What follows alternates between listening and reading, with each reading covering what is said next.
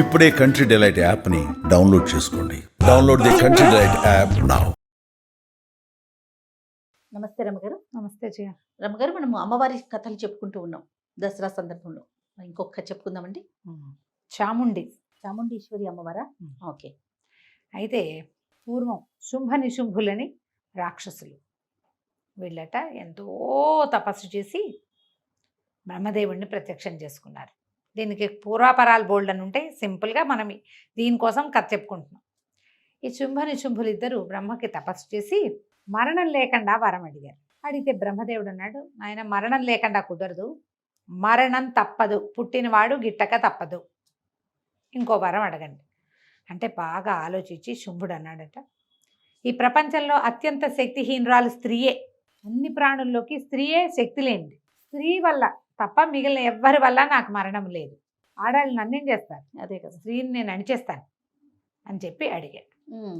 తథాస్తు అన్నాడు బ్రహ్మగారు. ఇక అక్కడి నుంచి మరణం లేదు అనగానే వాడికి పిచ్చి ధైర్యం వచ్చేస్తుంది. మరణం లేదన్న మాట పెద్ద బలం.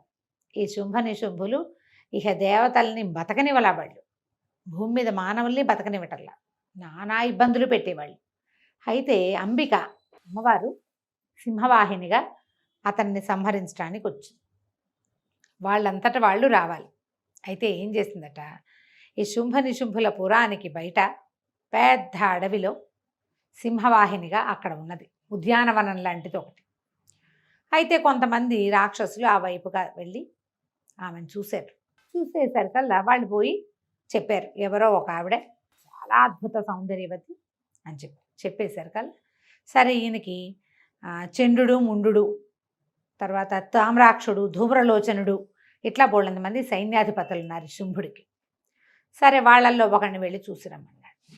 వాళ్ళు కూడా పోయి చూసొచ్చి ఆవిడికి ఎంత అందంగా ఉందో, అలాంటి స్త్రీని చేపట్టి నువ్వు సంతోషంగా ఉండాలి, ఆమెతో కాలక్షేపం చేయొచ్చు, నువ్వు నీకు తగిన భార్య ఆమెను తెచ్చుకోమని చెప్పారు. చెప్పేసరికల్లా సరే ఈయనేం చేశాడు, సైన్యాధిపతుల ధూమ్రాక్షుడిని నువ్వు వెళ్ళి ఆమెను పిలుచుకురమనేసరికల్లా ఈ ధూమ్రాక్షుడు బోళ్ళంతమంది సైన్యాన్ని కూడా వెంట పెట్టుకుని రాణిగారిని ఇప్పుడు ఆవిడ ఒప్పుకుంటే ఆమెను తీసుకురావడానికి పల్లకీలు అవి కావద్దు అని చెప్పి వెళ్ళాడు.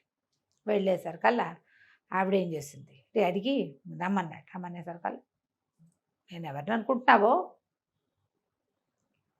నాకంటే బలశాలి అయితే కానీ నన్ను సంపాదించలేడు అంటే బలం చూపిస్తాను అన్నాడు. ఏది చూపించు అంది ఆవిడ. చూపించనేసరికల్లా వీళ్ళు యుద్ధానికి వెళ్ళేసరికల్లా విరుచుకు తినేసింది అందరినీ ఆవిడ ఒక దెబ్బకి. మొత్తం సైన్యం అంతా పోయింది. ధూమ్రాక్షుడు ముక్కా చెక్క అయిపోయాడు. అక్కడి నుంచి వెనక్కి వెళ్ళింది కబురు. వెళ్ళేసరికి ఆయన కోపం వచ్చేసింది. నా సైన్యం ఆడది రాకపోతే రాననాలు కానీ వీళ్ళని చంపేస్తుందా, వాళ్ళ సంగతి చూడమని చండుణ్ణి ముండుణ్ణి పంపించారు. చండు ముండు వీళ్ళిద్దరూ వెళ్ళారు. ఇది మామూలు వాళ్ళు కాదు, వీళ్ళు చండముండాసురులు, మహా గొప్ప పేరున్న వాళ్ళు. అయితే వీళ్ళు వెళ్ళి ఆమెను నిలదీశారు. నువ్వుట వీళ్ళందరినీ సంహరించావు, నీకంత బలమేం లేదు, నీకంటే బలశాలి మాకు శుంభుడు, మామూలు వాడు కాదు, నువ్వు రావాల్సిందే మా దగ్గరికి. రావాల్సిందేనంటే ఆవిడకి పిచ్చి కోపం వచ్చిందట. ఆ కోపం వచ్చేసరికల్లా ఆమెలో ఇంచి ఒక శక్తి బయటకు వచ్చింది. ఆమె ఎట్లా ఉంది, పుర్రెల మాల ధరించి, కండలు శుష్కించిపోయి ఎముకలు మాత్రమే కనపడుతున్నాయి, బక్కది సన్నగా ఉందన్నమాట.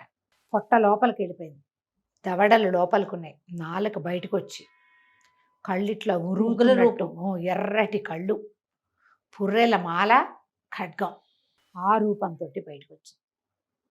రావటం ఏమిటి, ఇక ఎట్లా విరుచుకుపడిందంటే ఏనుగుల్ని గుర్రాలని ఎత్తి నోట్లో వేసేసుకుంటాం, మింగేయటమే.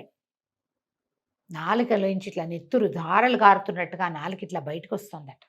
చూడ్డానికి భయం వేసేలాగా ఉంది.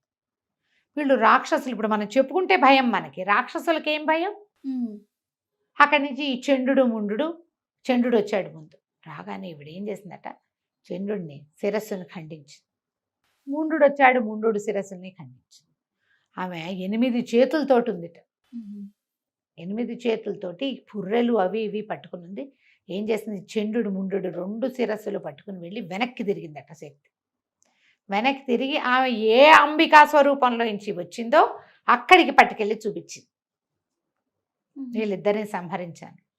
అమ్మవారు ఎంతో సంతోషించి ఏం చెప్పిందంటే, నువ్వు చండుడిని ముండుడిని సంహరించావు కాబట్టి ఈ రోజు నుంచి నిన్ను చాముండి అని పిలుస్తారు. ఈ శక్తిని ఉగ్రశక్తి. లలితా సహస్రాల్లో చండముండాసుర నిషూధిని అని ఒక నామం ఉంది. లలితాదేవి యుద్ధం చేసిందని కదా చెప్పుకుంటాము. అవునవును. భండాసురుడు అనే రాక్షసుని చంపింది, ఇంకా ఎవరెవరెవరెవరినో చంపింది. విశుక్రుడు, విషంగుడు అని వాడి సైన్యాధిపతులు వాళ్ళందరినీ అందులో చండముండాసుర నిషూధిని. ఆ చండముండాసుర నిషూధిని ఎవరైతే ఉన్నారో ఆమె అమ్మవారి యొక్క ఉగ్రకళ. ఆమెనే మనం కాళిగా చెప్పుకుంటాం. ఆమె ఎట్లా ఉంటుంది? అమ్మవారు పరిపుష్టమైన అవయవాలతోటి అద్భుతమైన విగ్రహంగా కనిపిస్తే ఈమె శుష్కించిన స్వరూపం. కళ్ళు కుంచుకుని ఎర్రగా ఉంటాయి. ఆ కోపం వల్ల ఆమె ఎట్లా ఉంటుంది? నల్లబడిపోయి ఉంటుంది, నలుపు. కోపం తాలూకు స్వరూపం ఎలా ఉంటుంది? అది తెల్లగా ప్రకాశవంతంగా ఆకర్షణీయంగా ఉండదు, చూడ్డానికి భయం వేసేలాగా ఉంటుంది. ఒక నల్లటి ఎరుపు కలిసిన రంగు ఆ స్వరూపంలో కనపడిందట. ఇది మనకి ఎలా చెప్తారంటే మైసూర్ దగ్గర జరిగిందని, అందుకనే ఆ ప్రాంతాన్ని చాముండి హిల్స్ అంటారు. అవును. చాముండి అమ్మవారు ఎవరు అక్కడ ఉన్న ఆవిడ? చాముండేశ్వరి. అక్కడున్న అమ్మవారు అయితే మనకి ప్రతిమా స్వరూపం చిన్నగా కనపడదు. అవును. కానీ భలే కళ్ళగా ఉంటుంది. ఉగ్రకళ కనపడదు ఆమెలో. అమ్మ నల్లగానే కనిపిస్తారు. ప్రతిమ నల్లగానే ఉంటుంది. మనం కవచంలో వస్త్రధారణలో చూస్తాం కాబట్టి తెలీదు. మనం ఒరిజినల్ స్వరూపం చూస్తే కనుక నల్లటిగానే కనిపిస్తుంది, చిన్న స్వరూపంగా కనపడుతుంది. ఆ మైసూర్లో ముందు ఆవిడుంటే ఆవిడ్ని శాంతపరచడానికి ఆమె పక్కన పరమేశ్వరుడు, వెనకాల నారాయణుడు కూడా ఉన్నారు అక్కడ. అయితే ఇది మైసూర్ని మహిషూరు అంటారు. అక్కడే మహిషాసుర మర్దనం కూడా జరిగిందని చెప్తారు. మైసూర్ మనం చాముండి హిల్స్ పైవైపుకి వెళ్ళి కార్లు పెట్టి మనం అటు నడిచితే పెద్ద మహిషాసురుడి విగ్రహం కూడా కనపడుతుంది. మహిషుడిని సంహరించింది ఇక్కడ అని చెప్తారు. కానీ అక్కడ అమ్మవారు చండముండాసుర నిషూధైన చాముండి స్వరూపంలో కనిపిస్తుంది. నామధేయం కూడా అదే కదా. అయితే ఈ చాముండి కథ ఈ మన దేవి భాగవతంలో ఒక కథగా కనిపిస్తుంది. ఆమె ఎట్లా సంహరించిందంటే, లలిత ఏ స్వరూపంలో అమ్మవారు కనపడుతుందో అంబికా స్వరూపంలో సింహవాహినిగా అలా కనపడకుండా పులితోలు కట్టుకుని ఏకవస్త్రంతో ఇట్లా పైనుంచి కిందకి ఒకే వస్త్రం. మామూలుగా అమ్మవారు మనకి ఎర్రటి పట్టు చీర, అరుణారుణ కాంతులు వెదజల్లుతూ కనిపిస్తుంది. ఈ ఉగ్రరూపిణి అయినటువంటి చాముండ అని ఉంటుంది పేరు. ఆమె మాత్రం ఏకవస్త్రం, పులితోలు, నగలేవి లేకుండా పుర్రెల మాల. మనం ఈ స్వరూపాన్ని మహర్నవమి నాడు అర్చిస్తాం. ఈమెను అర్చించిన వాళ్ళకి శత్రునాశనం జరిగిపోతుందట. మనం ఏం చెయ్యక్కర్లా. వాళ్ళకి అదేదో అయిపోవాలి అని చెప్పక్కర్లేదు. మనం నాశనం అంటే సంహారమే కాదు, వాళ్ళు తొలుగుతారు.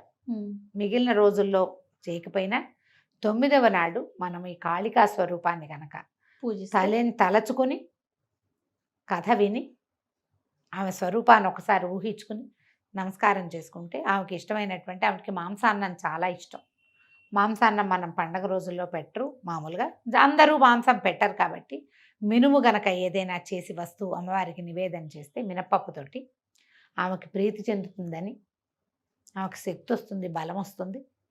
ఆమె మనతో పాటు ఉండి మనకి ఏదైనా ఇబ్బందులు ఉంటే ఆ శత్రువర్గాన్ని జయించడానికి అమ్మ మనకి సహాయపడుతుంది. నమస్తే. నమస్తే.